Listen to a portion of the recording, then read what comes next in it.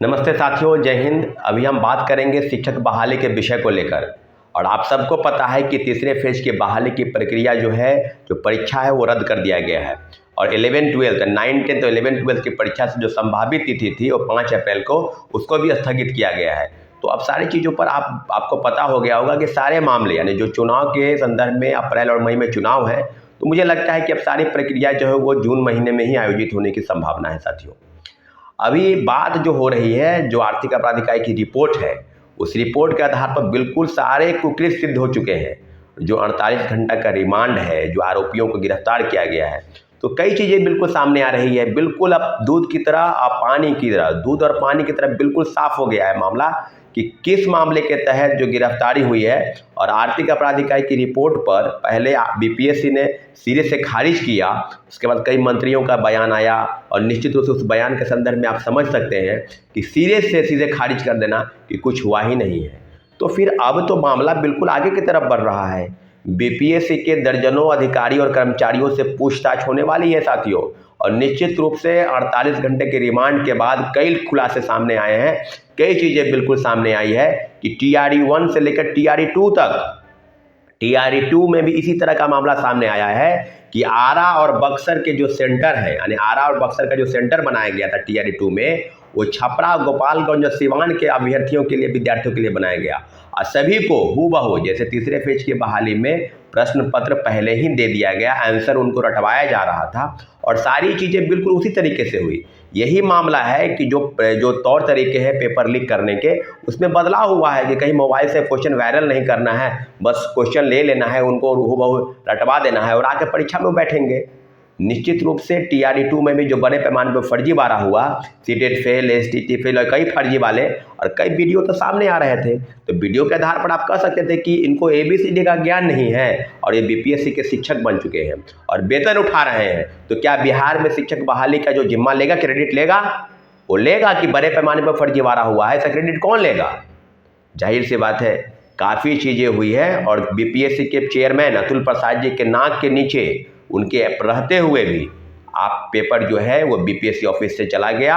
और निश्चित रूप से आपको बताते चले कि टीआरई 1, टीआरई 2 और टीआरई 3 में वही जो है सिस्टम जहां से क्वेश्चन पेपर लीक हुआ है, वही प्रिंटिंग प्रेस जहां से पहले जो है वो पेन ड्राइव में क्वेश्चन पेपर दिया गया था। सारी चीज़ें आर्थिक अपराध इकाई रिमांड पर लेकर जो आरोपियों से पूछताछ चल रही है, जो सोलहर गैंग के सरगनाओं से पूछताछ चल रही है, उसमें काफ़ी चीज़ें बिल्कुल सामने आ रही है कि टीआरई 1 से टीआरई 2 और टीआरई 2 से टीआरई 3 सभी मामलों की तहकीकात की जा रही है। तो निश्चित रूप से आरोपियों की संख्या, जो अपराधियों की संख्या है, वो दिन प्रतिदिन बढ़ती जाएगी और जो गिरफ्तार होने वाली संख्या है वो 275 से लेकर वो आगे कितनी होगी, ये देखने वाली बात होगी। लेकिन सीधे सीधे अब कहना है कि अब सरकार को चाहिए कि जो खुली छूट आर्थिक अपराध इकाई को मिली है, उसमें किन किन लोगों की बात होनी, चाहे वो सोलहर गैंग है, चाहे कोचिंग इंस्टीट्यूट का माफिया है, चाहे वो कोई और है, सारी चीज़ें बिल्कुल अब पानी की तरह साफ हो जाना चाहिए कि इन मामलों को लेकर सरकार कितनी गंभीर है। अगर गंभीरता दिखाई रहती, इस तरह की चीज़ें टीआरई 1 से लेकर टीआरई 2 तक नहीं होती रहती। लेकिन अब कुछ कहने की ज़रूरत नहीं है कि बीपीएससी ने किन किन कुकृत्य को किया है। और सारे कारनामे, काले कारनामे बीपीएससी के इतिहास में, बीपीएससी के अध्याय में एक और पन्ना जुड़ गया कि बीपीएससी बिल्कुल अब छूता नहीं है। कोई भी गलत काम करने के लिए बीपीएससी तैयार है, चाहे वो क्वेश्चन पेपर, चाहे वो मेथड की कार्बन कॉपी हो, चाहे बाहर भेजना हो। तो क्या कहने की क्या ज़रूरत है? बिहार की तमाम एजेंसी का तो वही हाल है। ना क्वेश्चन पेपर देना है, आपको देख लीजिए दरोगा का पेपर का, ना आंसर शीट बताना है, ना कट ऑफ बताना है, सीधे रिजल्ट पब्लिश करना है। तो आप बताइए ना भाई, ये कौन लोग पेपर परीक्षा में बैठा, किन लोगों का रोल नंबर वहाँ चढ़ाया गया होगा? तो कहने की कोई ज़रूरत है क्या? सिपाही भर्ती का वही हाल है, दरोगा भर्ती का वही हाल है, बिहार कर्मचारी चयन आयोग बीएसएससी का भी वही हाल है। तो सारी चीज़ों का हाल वही है। और बीपीएससी राज्य के सबसे प्रतिष्ठित परीक्षा में जो धांधली की शिकायत मिली, टीआरई 1 से लेकर टीआरई 3 तक सब बिल्कुल क्लियर हो चुका है।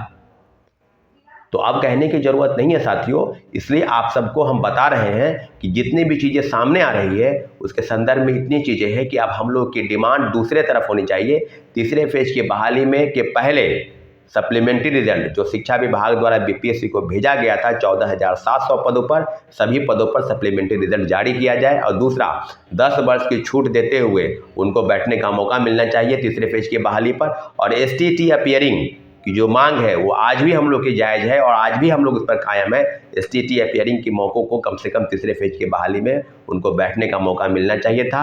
इन्हीं सब मांगों को लेकर हम अपनी लड़ाई को, आंदोलन को तेज करेंगे और निश्चित रूप से सरकार के समक्ष अपनी बातों को रखने का प्रयास करेंगे। साथियों, अभी आपको बताते चले कि जो मामले सामने आ रहे हैं सबको बिल्कुल खुली निगाहों से आप देखते रहे कि क्या क्या होने वाला है। BPSC का सारा कुकृत, सारा कुकर्म बिल्कुल सामने आ जाएगा और निश्चित रूप से आर्थिक अपराध इकाई को फिर से हम तहे दिल से धन्यवाद और शुक्रिया अदा करना चाहते हैं तमाम छात्र संगठनों से और छात्र और अभ्यर्थियों की तरफ से। कितने बड़े खुलासे उन्होंने किए हैं, निश्चित रूप से वो धन्यवाद के पात्र हैं। साथियों, हमारे चैनल को आपने सब्सक्राइब नहीं किया तो प्लीज़ सब्सक्राइब कर दें, लाइक शेयर करें ताकि हमारी बात आप तक पहुँच सके। ठीक है साथियों, धन्यवाद। जय हिंद।